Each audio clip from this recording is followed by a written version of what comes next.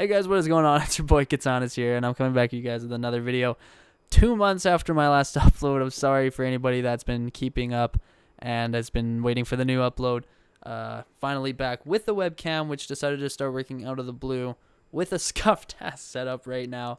I forgot the base to my mic robot arm, so I kind of have to just hold it, which is pretty annoying, but whatever. And you know, got the bed behind me that's just on the floor, but whatever. We're jumping into it. We got this team here, not exactly meta. My motto is not to run meta teams. Shadow Beedrill is definitely not meta, but some people would argue that it's kind of borderline meta, but you know. Anyways, let's go right into this. We got a meta champ into a Beedrill. This is a pretty good matchup, but obviously pretty bait dependent, and also depending on their moveset. Well, actually, no. Everyone runs Psychic, but actually kind of. A bait with a power-up punch hurts. Okay, it hurts. It definitely hurts the soul. But yes, we're going into this, shielding up and taking this thing down to really low HP. No, he's going to make it to another move, so both of my other Pokemon obviously will be very hurt by that move, and I do not want to commit another shield, so I just go into my Galarian Stunfisk. At this point, this matchup is actually great because it lures out this Wish Cache that I can align to my Trevenant now, not have on my Beedrill because that's a terrible matchup, and yeah, and then we can get through this next matchup. Actually, the fact that he doesn't build up a lot of extra energy there either, so for something I would say, let's say if you're kind of thinking in the position of this guy, what he could have done against me, right there, for example, you could see that I was not very close to another move at all. He could have gone for a couple other extra mud shots. Anyways, swapping into my Beedrill here, as at this point it's kind of useless, and I just want to make it to a drill run, not have to invest a shield in it, and at this point, Beedrill has done a great job, and it can return back to his Pokeball. Not after living this, surprisingly, and almost farming it down, but Trevenant will finish that farm, and at this point we're just making it to a Seed Bomb. We could have shielded up anything, and then we would have made it there anyway, so doesn't matter. GG's. Not making it to a Blizzard today. So that is game number 1. As you can see from the title, we go 5-0 in this, surprisingly. I don't usually go 5-0. I usually run kind of stupid teams and don't, so I guess this isn't really a stupid team, but going in, Beedrill to Altaria. This is Altaria. This is a terrible matchup, obviously. You're going to say swap into our Trevenant. Trevenant can win that in the 2-shield. This is a better matchup than the Altaria, so actually I'll take this. And arguably my best matchup, honestly, for Registeel. Just for the simple fact that I resist both moves, and I can do neutral damage. So, either way. If he doesn't shield this, I would have come out of this matchup with energy and whatnot, which either way, I'll be coming out of this matchup positive anyways. So this is completely fine, but at this point, I thought this was farm down range, so I was going to just come back in and farm this down. Unfortunately, he's going to make it to another move, so this was pretty unfortunate. It's a good thing I didn't try to catch, though, because this is actually a Zap Cannon, which is going to be pretty annoying, but at this point, okay, so right here we reveal, I'm just going to go for an Earthquake anyways. I actually shouldn't have done that. That's a mistake. I should have switched out, obviously, because I'm attack debuffed. But anyways, at this point, the plan is just to get rid of Beedrill. It's completely useless. Technically, it's not really against Lantern, you know, but Galarian Stunfisk has kind of a better matchup, honestly. So, just going to let this go down. Arguably, I should have farmed up more here to Rock Slide, but as we're going to see in the end, it just works out. So at this point, he lets us go through, but with all the damage from Beedrill, we're actually able to take that out before he gets to another move, which may have been necessary. I don't remember. No. I could have let a Sky Attack go through, but if it was a Dragon Pulse or Moonblast, maybe not. I'm not sure. Anyways, we're going to shield up and get to 2 Rock Slides here, and that's going to be a GG's. If I have the time real quick, I'd like to say, if anybody is wondering why a lot of my Pokemon have 5 attack, if you don't know, the Pokemon that you trade with someone, their IVs is dependent on your friendship level with that trainer. So if you're max level, aka level 5, best buddies, then your minimum attack value is 5. So no Pokemon you can trade is below 5. So keep that in mind. You may have to make new accounts. Okay. Either way, hopping into the next one. Beedrill into Obstagoon, a very good matchup, resisting the counters 4 times. We can take 1 Night Slash here, which I'm going to do. No. I think it definitely was the play to let that go. And if this lands, this is going to be huge energy. X-Scissor coming through. Seeing what they're doing. They're going to let that through. It's crazy how that KOs. Shadow Beedrill coming up with the drill run. If you're wondering why everybody uses this, it wins CMP against everything.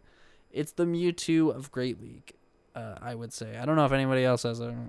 But anyways, it is certainly the Mewtwo of Great League in the sense that it just wins CMP against everything. Like, there's nothing that'll win CMP against it. At least I don't think. I actually don't think. Unless, you know, maybe Deoxys attack or something stupid. But anyways, going into this, that Earth Power may have looked like a dumb play. However, what would have been worse is shielding up a Poison Fang and then getting KO'd instantly. So, still a pretty decent outcome there. We're going in 2 shields in this. I think I still have both my Pokemon left. So we're looking pretty decent here. I don't remember if I didn't throw here. I'm not sure why I didn't throw here after getting 1 extra energy. But anyways, just going to take the complete farm down here. Actually, no. I do know why. Because I make it to 2 Seed Bombs here. That's why. So that is a GG, well played. Also on the side of IVs, the fact that my Trevenant is not PvP IVs. I don't really play around it all that much. However, in hindsight, I should have maybe valued it more as a closer. However, you know, either way, it just goes to show that IVs aren't always necessary. Obviously, you can win with Pokemon that aren't PvP IVs, but you know, the other 2 Pokemon's IVs are a pretty big factor in this outcome here. So, anyways, coming in Galarian Sunfisk into Trevenant. This is a great matchup. Forcing him to throw non-stab boosted moves. If anybody's wondering what I mean, but I should probably say that non-stab, same type attack bonus. So the same type of move as the Pokemon that you're using. Gives it a 1.5 times damage increase. Here the Seed Bomb is not going to do much damage, but anyways. So forcing a Pokemon to use a move that is not the same type as it is beneficial because it does less damage. So back into this. Incorrectly baiting, shielding a Shadow Seed Bomb. Not going for Shadow Ball, even though he doesn't make it to a second one. So anyways, going for the drill run here. Connects. Going to try and build up. He's going to go for a move. Going to shield this up again. That hurts. So we're going to swap in here. Taking 1 or 2 counters is not a lot of damage, but Galarian Stunfisk is the only Pokemon that I have that really resists all of the moves, really. I mean, Power Up Punch obviously isn't a resist, but only at +1 or not plus at all. It's really nothing to worry about. Here I have I don't remember. Okay, yeah. So at this point, I just go for the drill run, and at this point, this KOs. I have enough energy for this and X-Scissor, and that's GG's.